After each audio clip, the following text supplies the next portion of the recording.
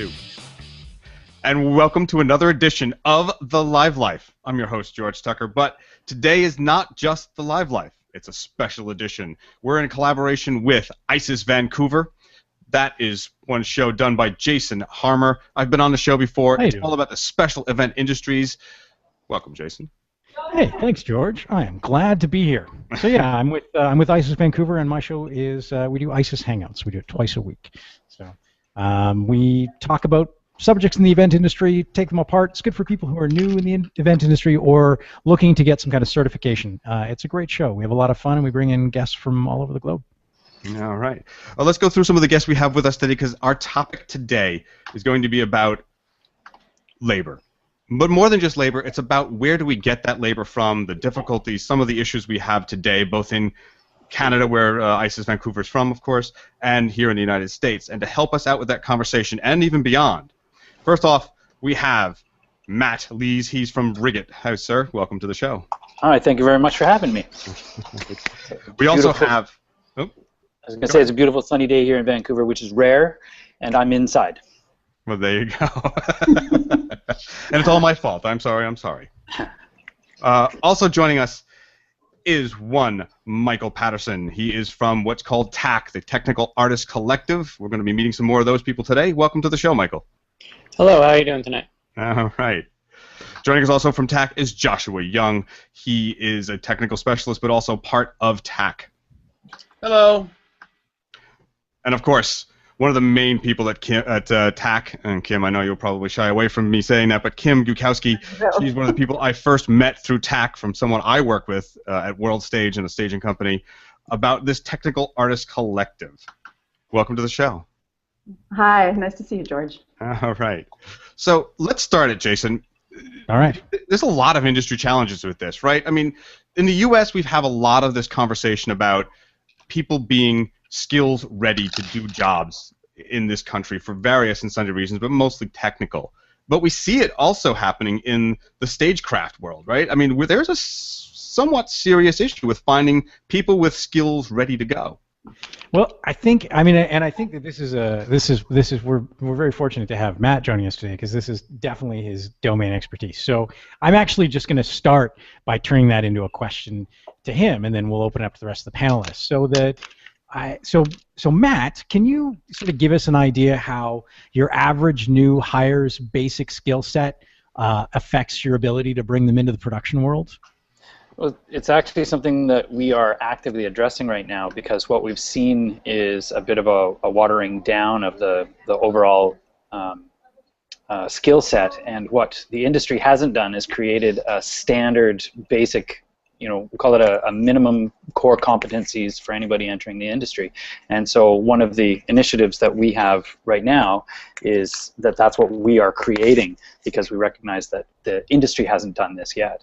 Right. So we can safely say then that the majority of people who are coming to you saying, like, I would like to work in the show business, whether they are new students or people who are looking to change careers, they're lacking sort of a basic skill set that you would really sort of, it would be nice to have, or you would expect to see in an average person? Exactly. I think you're going to see this in any industry, really. There's always going to be a stack of resumes of people who are willing to learn and are interested in getting in on the ground floor, but there comes a point where you've kind of saturated your own list with those individuals. What's difficult is trying to find the individuals who have some experience or come with some skills already. Right. But identifying out of that group of people who are willing to learn, who has these core basic standards, is something that we're attempting to do. And I think, if the industry adopts something like this, then it'll be a whole lot easier for somebody wanting to get into the industry from a school or from the world of hard knocks. Right. And so my follow-up question to that is, where would you expect these skills to have been baked in to someone's life? Like, would they, obviously if they went to a school specifically for stagecraft, they should be ready to come and work for you guys, right? Well, you would think, but I came from a school background myself through the university in Calgary and in Victoria and here in British Columbia, and it's almost I don't know of a single school that doesn't work from within a theater situation. They've got an established proscenium theater or a thrust theater that the students work in. But really, the bulk of the work that's happening in the live event industry isn't in a theater. It's in a hotel room or a convention center room or a great big arena. And so these students who've spent 4, 5, 6 years of their lives, getting a bachelor's degree or something like that, are coming to us with some skills, but not the minimums that we need in order for them to be hitting the ground running. Right. So generally it's inadequate, and so I would actually like to have this sort of be a general question to everyone. Like, how does that? Where do we suffer? I mean, obviously the labor companies are stuck with needing to invest in their workers to train them better, and that isn't the worst thing in the world. But like, what other costs are associated with this sort of lowered baseline for a skill set? Well, Anyone can jump in. There's the difficulties in the industry that we're talking about. We're also just talking about basic human skills. Mm-hmm. And one of the things that Technical Artisans Collective is trying to address is somewhat issues in our industry, but really a larger human problem that we find in education, at least in the United States, of you can graduate from high school with a high school degree saying that you're competent, but you don't know how to build a bookshelf. You can't use your geometry to actually build, make, or create anything in your life. It's not a requirement in your education, so that denotes a lack of value in the culture and a lack of skills, basic skills, human skills. So you can't have those things. So okay. So I think that's a great point. Is that where we do suffer is that we lack practical skills that would be very valuable as an adult, like understanding like the actual uses of geometry. Where else do we pay? Like, what are the invisible costs in having a lower a less trained general workforce? Like, does it end up costing our clients more? Is there an additional overhead which we end up passing on to them, which makes events more expensive, which makes it harder for us to get work, for example? Well, let's take it from our perspective that you are looking for good labor, and having to train them costs a lot more money, right, guys? Mm-hmm. To train them in-house, while lovely and you get an employee for a good long time, it takes money to do that, and it takes trust to say, I want to hire you on full-time, and I'm going to trust that the training I give you and impart to you is going to be there forever. I mean, which raises the question that we were talking with Matt and with Jason about, do we start them young? And Kim, you brought this up about using the geometry, which is what these kids are learning in certain age groups to get. And why isn't Lego doing the hard work for us? Exactly. Yes. Well, think about it in terms of time. I mean, just on any event, if you don't have people who innately already have a certain base skill set as a part of how they work in the world, in their homes, everywhere else, as well as on a gig, you've got a time issue, you've got an invention issue, you've got a progressing the devices and the things that we use in the industry issue. If a practical application is not part of your fundamental understanding from the time you're 6. Well, I think you just hit the nail on the head there with the practical application. That's everything. It's one thing to have the basic skills. We all went through high school math and said, when am I ever going to use this? Well, I use math every day. I just didn't know how to apply it, because it's different when you're figuring out formulas on a sheet versus I actually have to figure out how I'm going to do payroll and how to make all the math work out so that people get paid the right amount of money. And it's the same thing with the basic skills to get into the event industry. There is a skill to pushing a box. There is a skill to bolting truss together. And when you're doing these things for the very first time, it's really evident that you're doing this for the very, very first time. And that can be a challenge to the people who are senior on the call, or to the client who's watching this person try to figure it out on site. And that becomes problematic, no question. And there's a question about why you learn something. If in your primary education, the foundations of how you orient yourself to being a human being, you are learning things in order to do a paper test and in order to get a grade and then move on to the next skill, as opposed to using it, building it, and the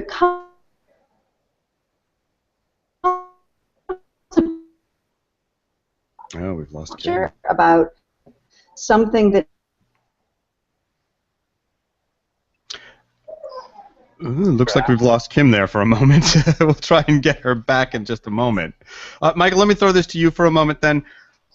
With Kim and Matt, we're talking about these core skills, something we need to train people to learn early on. But isn't there an argument to be made that we're basically preventing or maybe steering young people in the wrong direction? They're not going to be the dentist they were going to be. They're not going to be the copyright lawyer that they were going to be. That would probably put them in a white-collar career. Well, I'm actually part of that example. I started out as pre-med, and I ended up changing to theater just because while I was on campus, I had an opportunity to work in the campus theater. And that's where I found that I had skills, I could use them, and I could advance them. If it hadn't been for that, then I don't know where I would have ended up. But I was not happy with the pre-med program that I started with.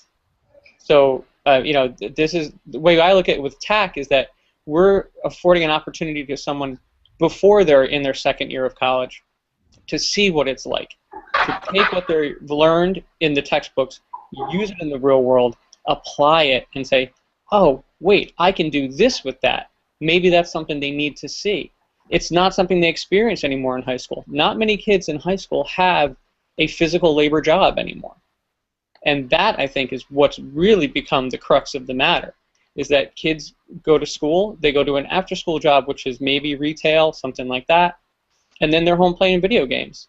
If their homework's done, they're good students and all that's fine. But if you don't actually dig a ditch with a shovel, you don't know what a hard day's work is until you're all of a sudden out in the real world on your own. And that, I think, is part of the problem. Let me throw this over to Joshua then, and let's start the conversation about what TAC is. Right? We brought this up. It is the Technical Artisans Collective. And Joshua, I'm going to throw this to you. Can you give us a quick synopsis of what you guys do and why you exist? Well, from my experience, TAC is it's taking those concepts we just talked about, learning the math, and applying them immediately, tangible, tactile, in your hands. Students can build a box, build something that is interesting to them, and they can learn the geometry behind it in a way that is immediately represented in their hands. I think that was what was appealing to me concerning teaching, because in hearing this conversation, there's a false equivalency there. There's a narrative developing about well, here's a dentist and here's someone who does labor, and in terms of how that kind of plays out, it's just a narrative that it shouldn't quite exist the way it does. And a lot of the things TAC does is, and it's also true for the arts. A lot of people will be taught they can be a director, or told they can be an actor or a director, and a director may never learn the concepts of lighting or sound, which involve science and involve putting your hands on objects. So I think TAC is really useful in that it finds ways that are immediately receptive to a student, and puts that concept in their hand. And that's from my experience in teaching in an administrative capacity, that's certainly been what's appealed to me and what I would describe it as. Kim, let's talk more about the curriculum then. This is not just put up a rigging and do this, but there's much more involved to it. Can you give us a nice overview of the curriculum involved and how it brings in what these students are learning in a very real way? Well, there's a couple of different ways we're doing this right now. We had a bunch of designers and technicians who met some old students of mine. I've been teaching for a long time, and they became interested in teaching. And what we learned was that there was no other teaching artist organization that's doing a significant amount of work in the design and tech end and bringing it into the schools and doing workshops for kids to come to. So we started taking each of the different disciplines, taking sound, taking rigging, and creating workshops where designers and technicians and experienced teaching artists can come work together with kids to start developing curriculum. And then we take that curriculum and we bring it into the schools. We've also had a couple of residencies where the schools ask us to come in. So we work along a couple of prongs. One is we do the straight-up support for theater. We come in and we train tech theater cores in any of the high schools, grammar schools, middle schools to do everything that we do as adults, and we try and train them from the process up. And then we also have links to City Tech at CUNY, which is the City University of New York, and to Tech Track at NYU, so we can pass those students on to colleges that are training technicians if that's the route they want to go, and then they enter the industry that way. But for the general population, no matter what, we're also bringing these things into their physics classes, their math classes.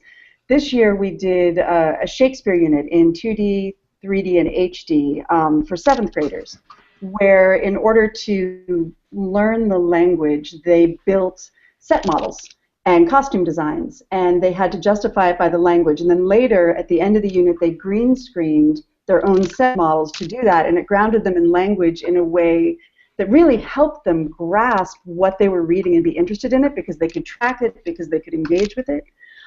We just designed a rigging unit where we had kids come in and we did, well, Mikey taught it, he can explain it in a second, but we did a dynamic and static load boxes, and the kids learned how to do the math and experience all of the principles around rigging, and then we can now bring those into physics classes, into math classes, anywhere in the United States, really, and replicate it. And Mikey, you can talk more about that experience because you were actually one of the primary teachers.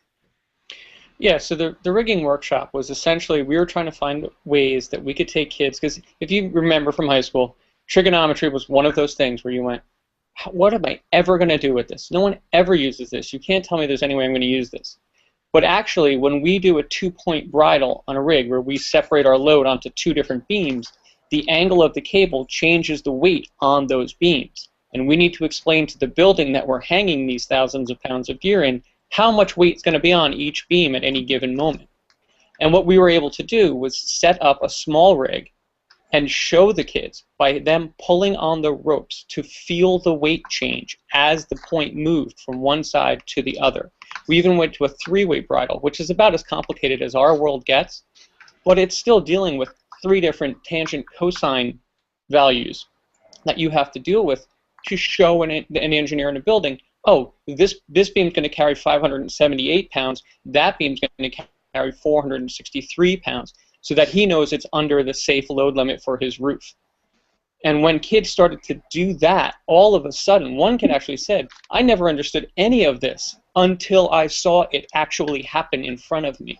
That's the moment that TAC is looking for. That's what we're trying to do, is take something out of a kid's brain and have it come through his fingertips.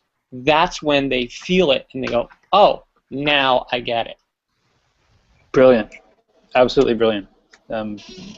We have lots and lots of people who want to be a rigger, as an example.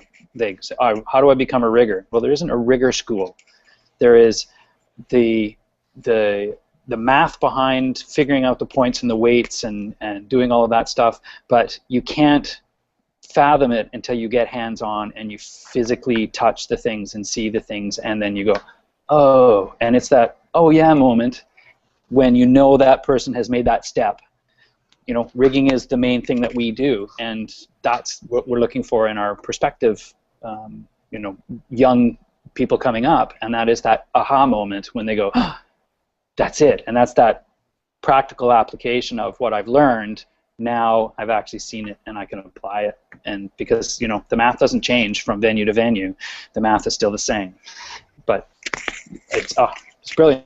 Exactly what you have just described is what we're looking for always. Nice. Well, that's fantastic. So we're looking at pictures that George is showing us now, and what do we got here? This is stuff from the TAC Collective, right? One of your classes, yeah. It's the rigging workshop. Yeah. That's a bunch of lovely. This is what you were just describing with having to figure it out and keep each other's weight and not let each other fall while they were doing it, I suppose.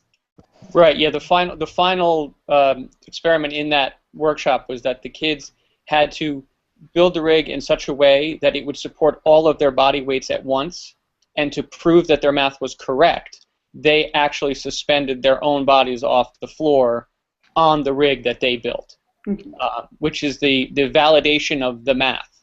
Like, if you do your math right, then this works. If you do your math wrong, there's a bigger problem that you're going to have to figure out in a minute.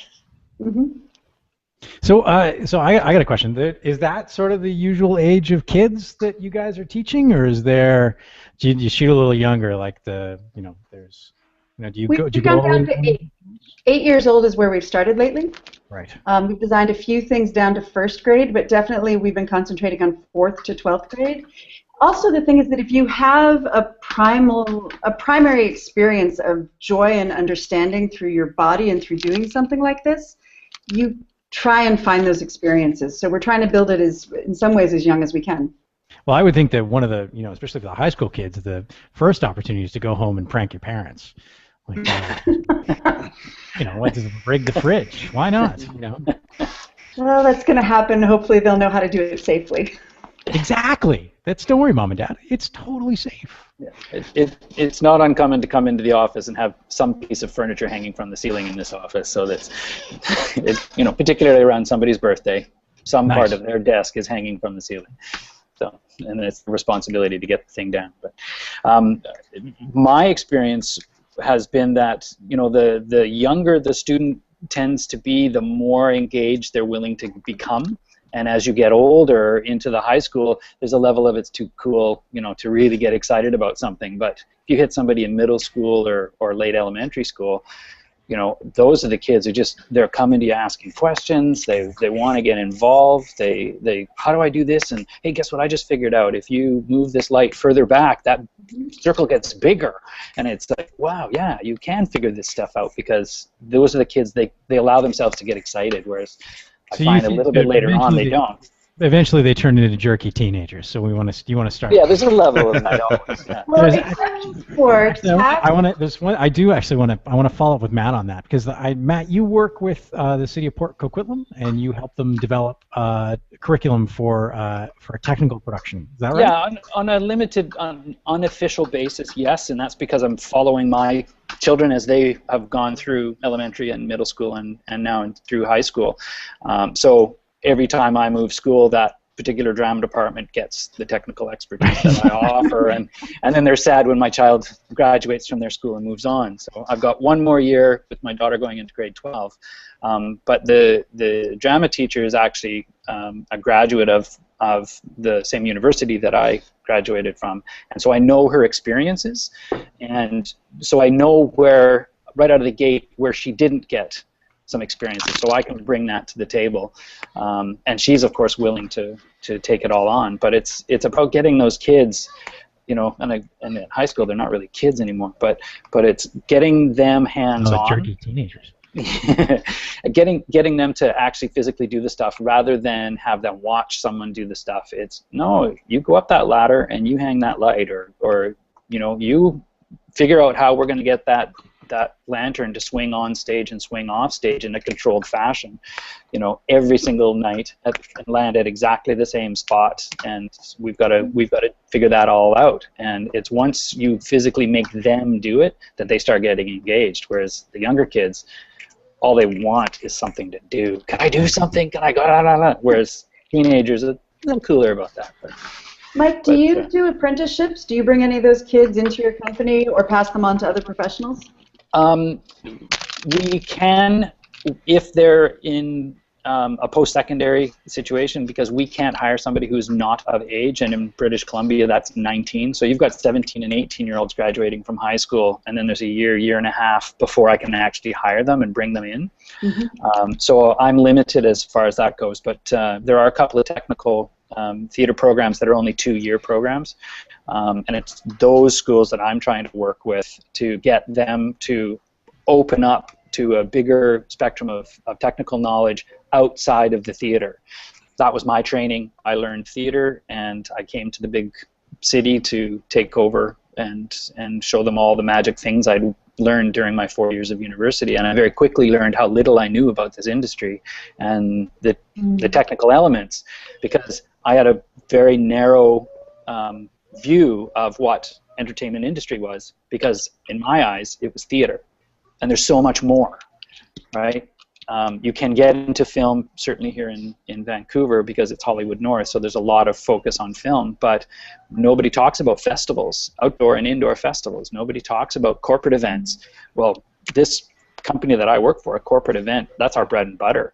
And so it's, which hotel room are we in? Which convention center are we in? It's not theater. It's an empty space. We've got to bring the theater in, build it, do the show, take the theater out, put it in a truck and move it somewhere else tomorrow. So trying to get the schools to incorporate that temporary installation into their curriculum would be brilliant.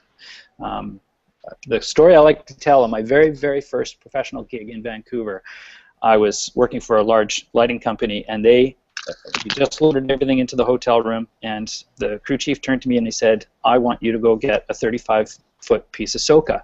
And I went, sure, no problem, not having a clue what soca was. I'd never heard of it. I'd never seen it. In a theater, it's not commonplace.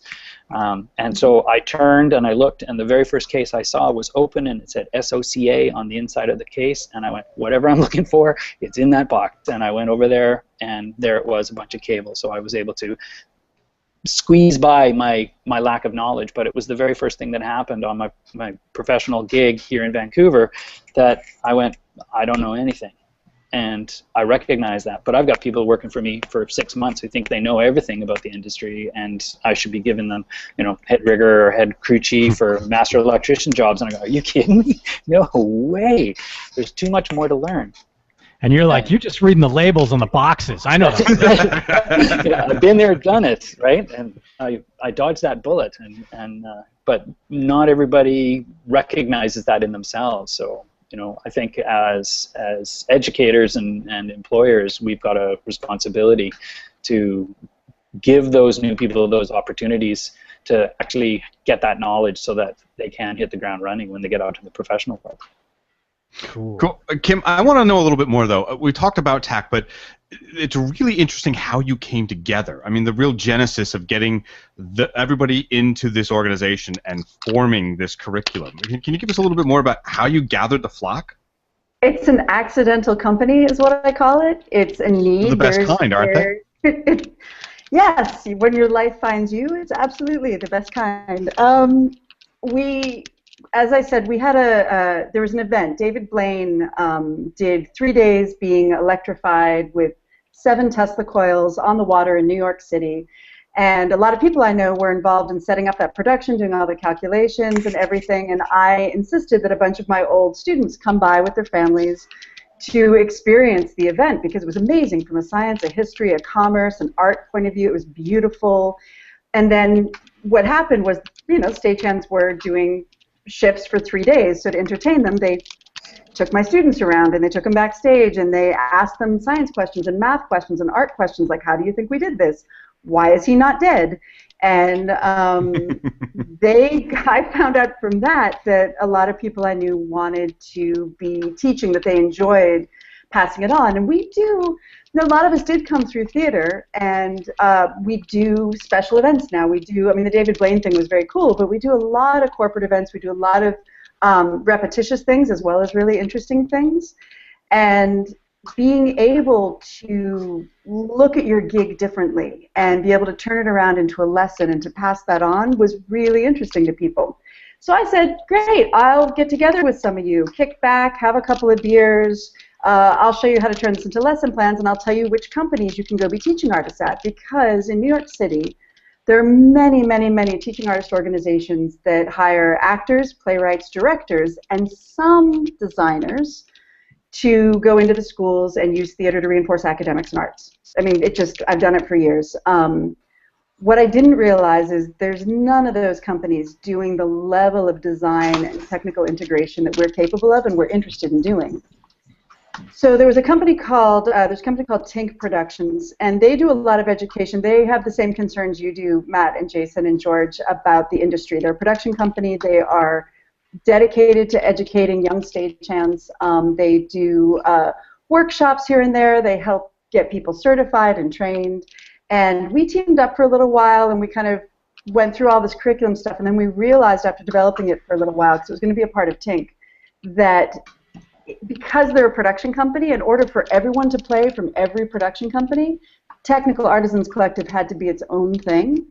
So TAC got set up, and Tink still supports us greatly in a lot of ways, but we all came together, had a meeting at my house, decided we wanted to do it, and started designing curriculum, started thinking about what we could teach and what we wanted to offer. And then we had a wonderful school called the Hackley School up in Tarrytown. They took us on for 12 weeks through 2 projects this year.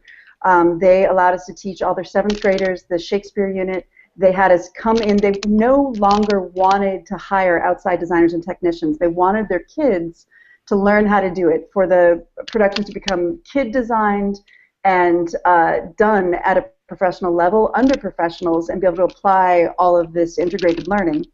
And so we went and we did that. And meanwhile, we had to train people to teach. So we started designing workshops and inviting a youth panel in. So all the kids who come work with us in our self-produced workshops become our youth panel. They get to feed back to us all year. Hey, make the quadratic equation relevant or make it go away. That is an actual quote from a high school student. They ask us everything. They get bored in class. They know they can write to TAC. They have, we did our sound workshop this winter because last summer one of them asked us to do a workshop on sound. So we took a couple of months, we found the right people, we put it together, we invited her, all of her friends, and other people together to do it. And Josh taught in that, and it was, I don't know, it's just been kind of this amazing thing, because I really believe, I mean, we all do, that when we were young, we knew we were bored. We knew we didn't know why we would use any of this, and that it didn't have enough emotional meaning or practical meaning to us to keep us interested in class. So involving the youth in helping us develop curriculum, and then all the stuff that we want to offer, really layers it. And then what's happening is there are these relationships developing between individual kids and individual technicians. So like you, Matt, we can't hire till after 18 in our industry without special work permit. We can do internships, unpaid internships for school credit, so, or for recommendation. So right now we have one of the wonderful people who works with us is Mandy Berry, and she was a stage manager for CERT. And she is now, she helped train a stage manager this year, and now that stage manager has just graduated from high school and is doing an internship with her for a couple of weeks on a show. We have another young woman who came off of a Facebook ad to our sound workshop, and she wants to become a mixer. She, at 17, knows this. So this summer, one of the teachers there is taking her on for the summer, and she's interning 1 day a week and doing festival work. Well, here's a question I have, though, and if I interject for a moment. You mentioned Hackley, which a lot of people don't know what it is. I actually happen to live next to it, and my wife worked next to it for many a year. But that's a private school. How are the public schools and the school boards reacting, or how receptive are they to what you're offering? Well, here's the plan. Here's the plan. We're a new company. We're an experimental, accidental bunch of people who came together. So we've spent a year figuring out if this could work. We've been starting in the private schools because I've worked in both private and public schools. And in the private schools, you've got a really contained environment and a contained classroom situation to allow new teachers to grow. We have some public schools. We have a public school right now, a physics class asking us to come in. But we're going to be slow to enter the public school arena because we have to do all of the fingerprinting, all of the vendor stuff. And we are trying to figure out how to enter that world, but we're taking our time with it all because we want to do it right. Does that make sense? Sure. I just wanted to make sure that it was, again, moving that into the public domain where you reach a broader audience for these issues and for what we're going after. Now, you've mentioned the stuff about audio. Let me put this to, I guess, Jason as well. Joshua. Bringing it to Joshua.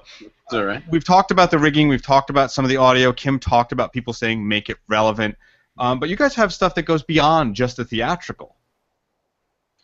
I mean, if beyond theatrical you mean teaching some of the hard sciences, that's very true. The workshop that I taught was in the audio workshop, and I taught Foley. You actually mentioned earlier about the age group. I actually dealt with the younger kids really sort of gravitated towards the Foley workshop. But, I mean, that day was very grounded in just touching base on a lot of the concepts of sound, resonance, in the idea of the wave that is in the air that's vibrating the particles can be seen if you can tap a cup of water. I a lot of the sciences can be explored in sound and lighting as well. So yeah, that's certainly something that, but I mean, it's still grounded in things that the people can immediately do and sort of immediately experience. For me, Foley, we would have kids take all types of different, very much found objects, and they would make the soundtrack or the score to an animated movie, and I would then later sort of go over how the different sounds were made, what the different the resonance was like on different objects, and through each station in that day there was sort of different topics that were addressed with sound, and so it's very much it's using something. It's somewhat could be theatrical, or in that instance it was actually much more grounded in a sort of a film experience, and broadens out into stuff you might find in physics class or math class. And in that particular workshop, it was called Let's Get Loud. What the teachers did was they started with audio principles that the kids could actually understand by taking like a cell phone and putting it in a cup, right, and looking at amplification. And then they could see that that became the speaker that they did in the live mix station. They had a live mix station where they actually mixed a live musician who was there to help us. They had an analog DJ station where they actually touched records and dropped needles and were able to mix those things. And then they had the Foley station. But before all that, they all did an audio basics thing where they did amplification with a cell phone in a cup. They talked about materials, and they literally had the two cups and a string between them to look at vibration and how sound travels. They put a tuning fork in water and saw the wave, as Josh was saying, travel. And we had a bunch of bottles that had different water levels in them to correlate to the scale so they could look at frequency. And that was all of their prep, and they were 8 to 18, and what they did at each station, they went by age groups so that the teachers could get used to teaching the same skills to an 8-year-old and an 18-year-old, and what's the difference. And they did them in these kind of rapid-fire 30-minute mini lessons, and then the kids got to gravitate toward the stations that they wanted to afterwards and help develop a soundscape for a Shel Silverstein poem that they then mixed. As we try and make sure the kids at the end of a workshop understand how we've done and what they want further. We also make sure that they can replicate it at home, that they understand they can see the scale up and they get to touch the equipment that we play with and play with that, but that they also get a takeaway sheet and also objects that they can go home with and continue their explorations. So they get books to read, they get resources and experiments. Every single station at a workshop creates a sheet that the kids can go home and keep their hands on it. And then those kids can actually get back in touch with those teachers and talk to them about it over several years. Like, hopefully we develop relationships with kids and teachers that go on right up from 8 years old to 18 and into wherever they go in their lives. And then that workshop's a good example too of, as Kim pointed out, when we would start them off and we would have this introduction, and they would hear, the words like phase and frequency, and then those concepts would be later reintegrated at each workshop in a different way that didn't feel like you were being sort of in a pedantic way talked out, like this is what phase can't, this is what this is.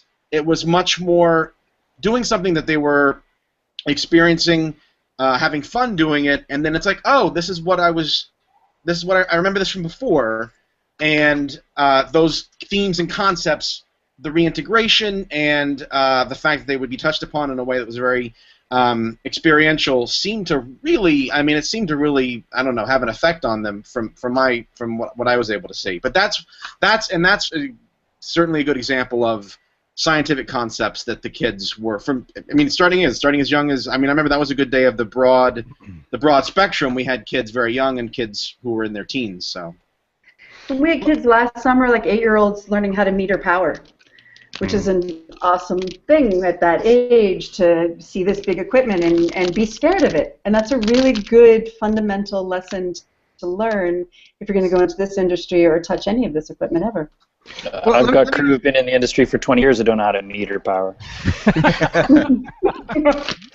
Well, let me ask you a question on this, though, and it's going to get a little bit more U.S.-centric, a little more political, and I want to avoid sort of partisan politics and that kind of stuff. I'll start humming the Canadian national anthem. Yeah, there you go. Just like Don Cherry. We're all moving to Canada. It's okay. Come on up, lots of space. Well, here's my question then. I had the really good opportunity of talking to Larry Bach. He's the founder of the U.S. Engineering and Science Festival that just happened in D.C. around April and May.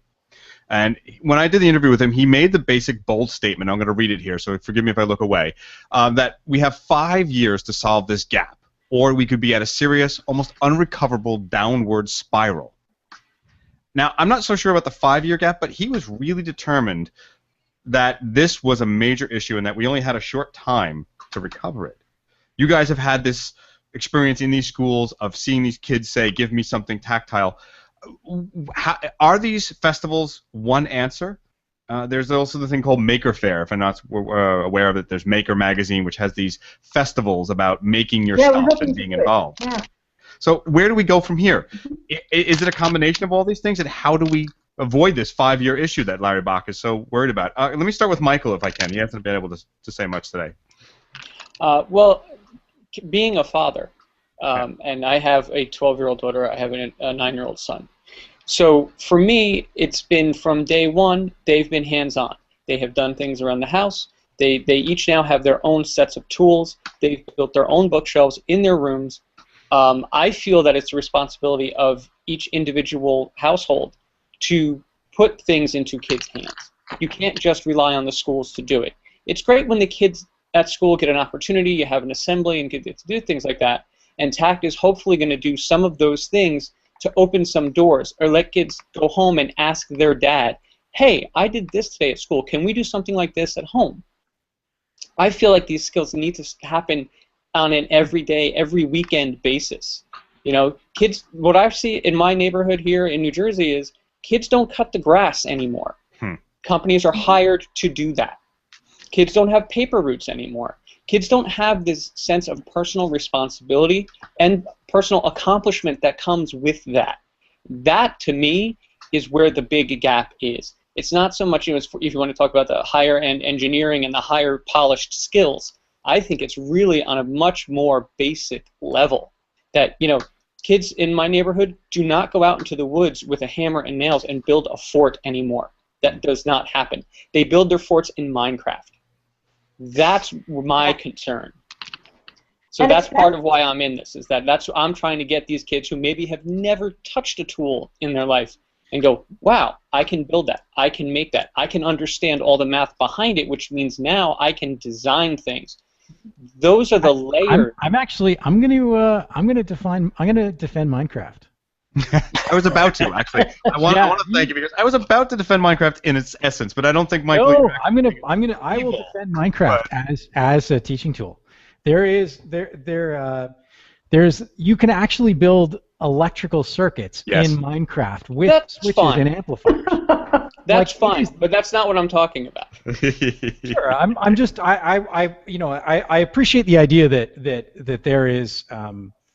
What you're suggesting is that there's sort of like this hands-on aspect that kids are missing out on, and I'm partly just defending the realm of video games because I feel that they do get an unfair shake. But Minecraft in particular, I actually think is quite remarkable. I was at my friend's place, and his 9-year-old son and I built a fountain that was electronically triggered, that had dispensers that plowed pigs and cows out of the top, and they went down this waterfall that they were pushed by the water, and they fell into a fire pit at the end. And the whole thing triggered itself by the pigs getting to the bottom step on this. And this is a little macabre, but the point is that the thing was not. It wasn't just I'm shooting a dude. It wasn't just like I'm not saying anything about I'm shooting a dude. What I'm saying is, because I have played Minecraft. I have a 9-year-old son. I have done all sorts of those little tricks and gimmicks in Minecraft. You leave Minecraft. And that's great. But when I grew up, now I'm going to talk the old guy. When I grew up, we went out in the woods and we built a treehouse, my friends and I. And we cut the wood, we hammered the nails, and we got it wrong, and it fell down. And then we figured out how to do it again, and there were real consequences when it fell down, and who got hurt, and who went to the ER, and these things happened. But what I think I'm trying to get at is the the kids who are not getting that part of it, who are only getting the Minecraft side of it, are missing out on a huge deal of basic skills. When what that also means they're not developing the neural pathways that go along with those basic skills. I want to interject here for a minute. I'm sorry, Michael, but you brought up a good point, because what we've always done on this side of it, and again, I have a 9-year-old, I have a 7-year-old who love Minecraft as well, but what we've made efforts to do is what you guys at TAC have been doing is translating that 2D, that virtual, into reality. And that's something I think that maybe there's that common ground. You've done it there. Now let's go to your circuit kit that we have, or let's go to the wires that we have downstairs, and let's build it for real. Oh, look, it did move the piston. Oh, there is a piezoelectric move. That translation has to happen, and what I hear from you is that it doesn't always, and that's where TAC comes in, that's where our schools are coming in, but as you pointed out, that's where we, as parents, need to come in and say, maybe I'm not a parent who understands it, but I can go to one of the better stores or one of the catalogs and buy a circuit kit, and it teaches you the circuits going, oh, look, this is what you did in Minecraft. So yeah, that translation into the 3D world, I think, is a difficult one, but very possible. So and TAC is interested. Sorry, TAC is interested also in helping teachers and parents understand how to have those skills, because we can't do it. We're just one group of people, right? So there's an opening here for the industry, not just for us. We're a group of people. We hope that we'll be able to replicate this, come up with a way that other industries and other people in the industry can keep doing this. But you can have a workshop. Riggit can have a workshop in your neighborhood that invites families and kids there, and parents can learn those skills, and the kids can learn those skills, and everyone can have a great time doing it, and then they can carry it into their homes. And then you have another issue, which is boarding schools, where kids go off to school and never touch this stuff, and they don't have parents, they don't have families who are reinforcing those skills. So holding schools accountable, especially schools at those high-end levels like Hackley, to be delivering on this kind of education, because they are purportedly developing the kids who will become the adults who make a lot of the legislation. So if they're only doing Minecraft, it's a problem. Yeah, we've got a big challenge ahead of us with we've got a generation that's about to raise another generation of people who have the knowledge of the world at their fingertips. They don't need to figure anything out themselves. All they need to do is Google it, and someone will have come up with the answer already, and they just rely on that. And we're seeing that all the time. And my back in the good old days story is, it's 2 o'clock in the morning, you're in some hotel room with a bunch of equipment, you don't have all the equipment you thought you were going to have, but you've got a show at 8 o'clock the following morning. What do you do? Well, right now what you do is you pick up the phone and you call someone, and they jettison down some equipment for you and save your butt. Back in the olden days, we didn't have cell phones. We didn't have pagers. There was nobody to phone. So we had to figure it out. We had to MacGyver something. And then, boom, there was a show at 8 o'clock every single time. And the technicians that we've got now lack that capability. They lack that ability to figure this stuff out. And it's the number of times we get a phone call, I need a single piece of cable. Could you please send me down 20-foot Edison? Are you kidding me? You want me to drive a 5-ton truck down there with one 25-foot cable in it? That's mad. No, figure it out. The cost associated with doing something like that is astronomical. Well, guys, 50 minutes goes by way too fast. There are things that I wanted to get to about women in the industry and other things that I think will be perfect for another show. But before we end it tonight, Kim, can we make these organizations in our own area? Do you guys have a way of reaching out to other regions, and we can reach out to you and form TACs of our own?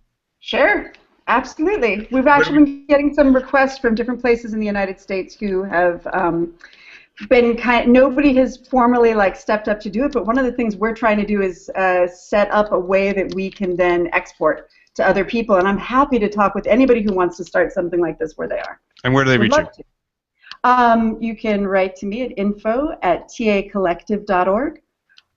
You can go to our website, which is tacollective.org. You can also, that's probably the best. That's probably the easiest way to do it.